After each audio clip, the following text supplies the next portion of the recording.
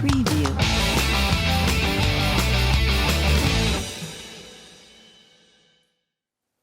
Hi everyone, Pastor Kevin here with your daily devotion. This will actually be the final week of our daily devotions as we kick into fall season. And Vicar Jamie and Scott and I are working with people in the congregation to think about what is next for our discipling here on the internet.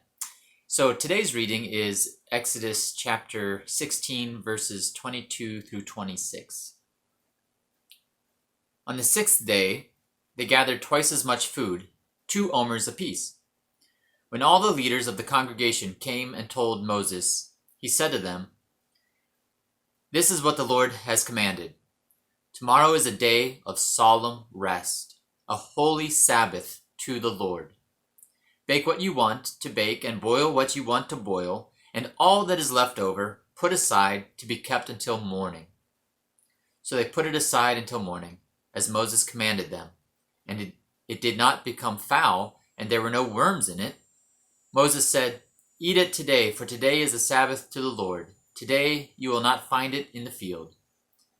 6 days you shall gather it, but on the seventh day, which is a Sabbath, there will be none."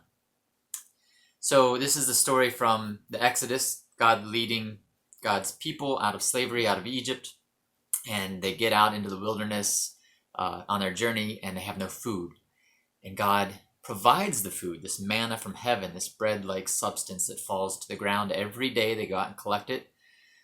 Well, here in this story, we hear that they don't need to collect it on the seventh day. The seventh day is a day of rest, to pay attention, praise to God. And so I'm reminded that we often get it backwards. We often work, and then when we have a little bit of time, we might rest. God says, first step is to rest, to praise me, to be in communion, and from that place of restfulness, that energy source, then you have work ahead of you. You have the energy to do God's work in the days ahead. And Jesus himself models this for us. We see, he was busy. He was healing people, preaching, all that stuff. And yet he would tell his disciples, "You stay here, I'm going away, and I'm praying." And so if it's good enough for Jesus, it's good enough for us, right?